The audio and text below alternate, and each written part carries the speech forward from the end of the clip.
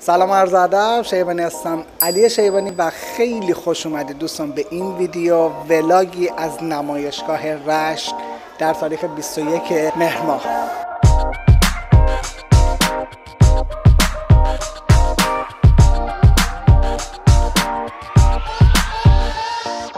صدای ما رو دارید از رشت میشنوید. رشت زیبا همایش برگزار شده با عنوان همایش اتومبیلرانی در چند کلاس مختلف.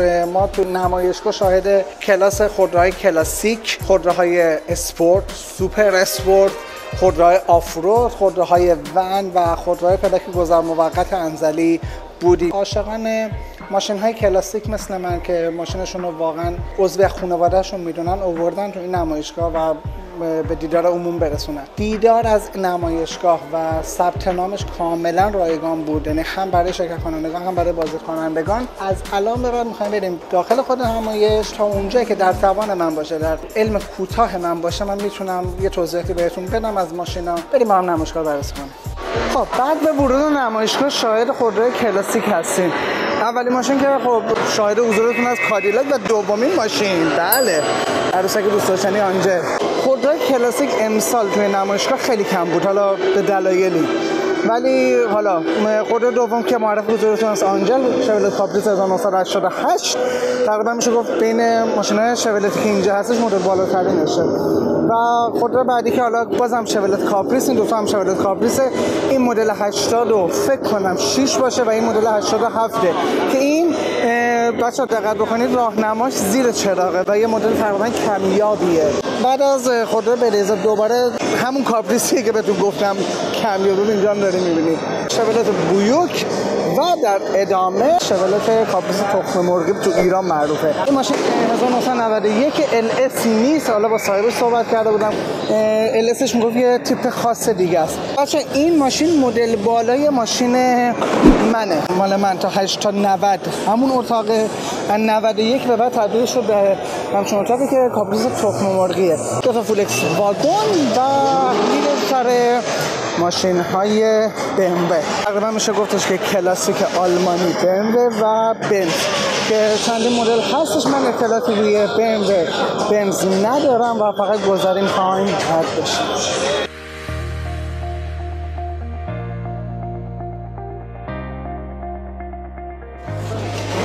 خیلی قراره جالبه. ماشین اوپل، ماشین خود آقای مقدم، یه رنو 5. بهتون گفتم بچه یه سری خودروهای پلاک گذر موقت هم هستن مثل این هوندا سیویکی که اومده و یه سری خودروهای تیونینگ شده از نظر سیستم و باند و این رو چیزا.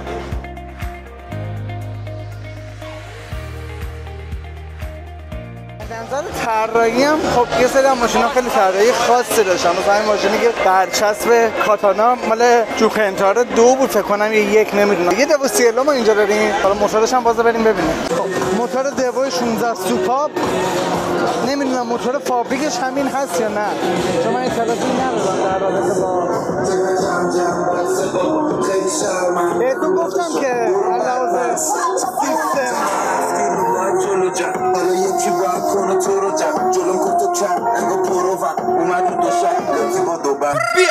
یه تابلو خیلی باحالی هم که توی این محوطه بود مجموعه کیوان بود که ماشین هایی که کار کرده رو برداشته آورده اینجا. حالا این لوگو هم ما اینجا داریم میبینیم و نمونه کارش میشه این ماشین. روکش مات داره، کلیک تخصصی کیوان، یه روکش مات کشیده شده و این ماشین روکش تر الماس گذاشته روش. خیلی خاصیه، مثلا دست میکشه زده و کلن کار مجموعه خودشونه. خب واقعا قابل ستایش این حرکتش. یک خودرو لکسوسه که ما اینو تو کشور عربستان خیلی شاهدیم که معمولا این کارا رو زیاد میکنن. شد یه نمه خطری بیبی نزن دست بشان نزارگو آقای کیوان نزارگو صاحب مجموعه‌ای که کار کاوه رو مجموعه ما اتومبیل رو انجام میدن توی رشت ساکن هست. بله قربون خب کلا کار مقابل بدن سرامیک بدنه و کشیدگی ماشینه. سعی کردیم همیشه خاص‌ترین کارها رو به نمایش بذاریم. خب این ماشین خودم که می‌بینید در خاص‌ترین حالت ممکن آوردمش این نمایشگاه. ماشین بقیه دوستامون هم اکثرا همه کاورن. الان فکر کنم اولوش یه هفته است من واقعا شب تا صبح هم نخوابیدم که بتونیم همچین جمعی رو داشته باشیم که همه لذت ببرن. هم ماشین خودم روزه از سوژه شکسته آب میخوره. اولوش 2-3 هفته طول کشید چون که میگم کارهای بقیه دوستان هم بود. اولویت اول دوستان بود، بعدش دیگه ما انجام دادیم. علی آقای ما مات بدن هر کاور ماتی بخوای، هر شکلی بخوای براتون انجام میدیم. حتی سفارش چاپی هم داشته باشین، هر طرحی عکس خودتو بزن رو بر. آقا رسیدیم به بخش مورد علاقه من، آمریکاییه گذر موقت انزلی. واقعا دیوونه‌شم. شولت کامارو ما اینجا داریم که هیولاست به معنی واقعی. یه دوج این طرف داریم و یه مستنگ اون طرف که اون صاحب مستنگ اون رفیقمونه.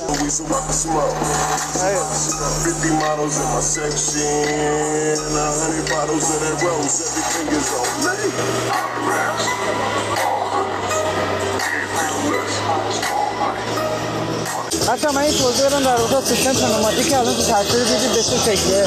البته جسارت میکنم من این علمی ندارم، در حد تئوری بلدم. سیستم پنوماتیک کمک ماشین دیگه از حالت روغنی خارج میشه و به حالت بادی میشه. شما این کار یه پلاستیک رو میگیری فوت میکنی، یه بادی میشه، یه ارتفاعی پیدا میکنه. اینم دقیقاً به همون شکله. یه بالشتکای زیر ماشین میذارن که پمپ باد وصل به اون بالشتک و ایرادی که داره معمولا بالشتک میشه. جدیداً میگن که دو بالشتکه اومده که یه بالشتک بهتره که اون که بالشتکه براتون کار بکنه، حداقل لنگتون نذاره. همین این کلاس دیگه نمایشگاهی که خودروی آفروده که این داشتمون رفته اون بالا داره عشق میکنه. چه ویوی هم داره ماشاءالله. مثلا موتورهای کمپی، موتورهای سفر.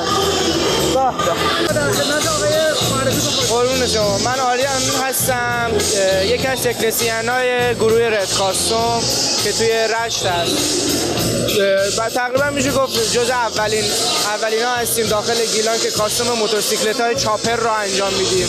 موتورسیکلت های چاپر و کروزر و اکسسوری ها رو میبندیم و سیستم نورپردازی و اینجور کاراشون انجام میدیم. نصب پروژکتور، نصب گاردهای محافظ، تغییر رنگ رو بعضی راهها. توضیح بده کاستومش از خودش. آره این موتور رگال رپتور، یه شرکت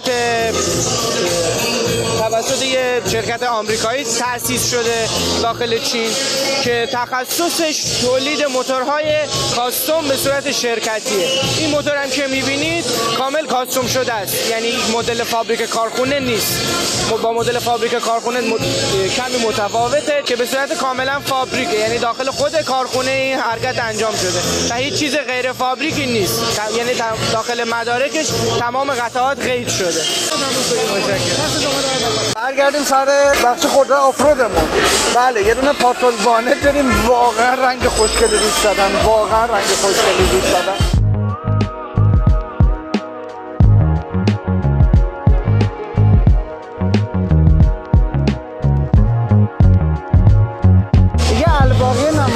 میشه خودروهای تقریبا میشه گفتش که روی کلاس شهری، اسپورت شهری، حالا مثلا مثل 206 و پیژو 405 و پرشیاب و یا ماشینایی که واقعا روش هزینه زیادی کردن و آوردن و الان یه پیکان هم داریم میبینی که در خفاشی. اینو من خودم الان تازه دیدم. چه سیستم باحالی هم گذاشته پشتش.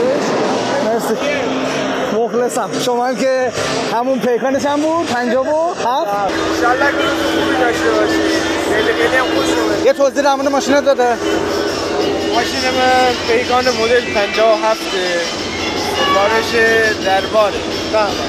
معمولا این پیکان رو که سفرشون لاک سفارش دربار میدن و موقع یه بازه مثلا طولانی نمیزنن، فقط یه مدل میزنن سفارشی، یعنی عادی. خیلی هم تمیز جمع کرد ماشین، خیلی ماشین واقعا تمیزیه. توی صنف کلاسیک پیکانه. این چه سالیه؟ این 79 در خفاشی ماشاءالله. کلاس خودروی پیکان بودش و چند تا پیکان دیگه ما اونجا داریم. یه دونه خودرو اگر باشه به عنوان سورپرایز آخرش میخوام بهتون معرفی بکنم ببینم برده یا هستش. بله دیر رسیدیم برده ماشینو. بریم سراغ ماشینی که فقط تو پلی استیشن و ایکس باکس ما تونستیم بهش دست پیدا کنیم. 370 زد، یه هیولای دوست داشتنی واسه خودش. موتورش واقعا یه هیولاییه، یعنی مرده برای دیدن این ماشین.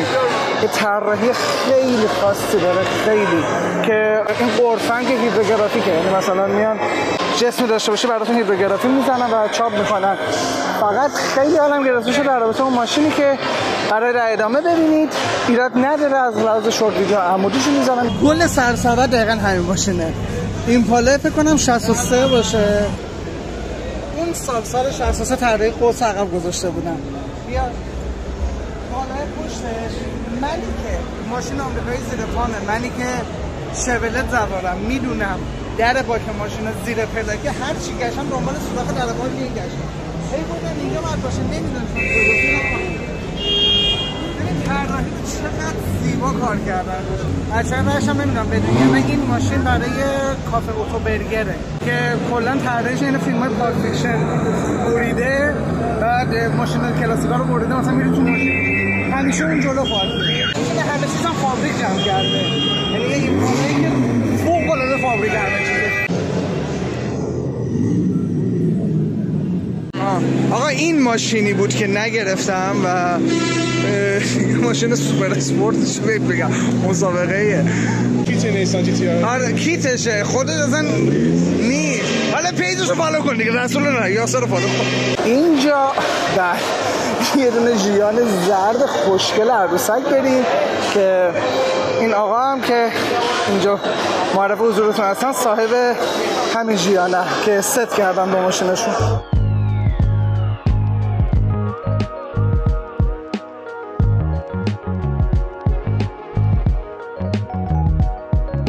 دمتون گرم. ویدیو رو استاپ میزنیم و میبندیم با حضور دوباره آنجل. قربونش برم.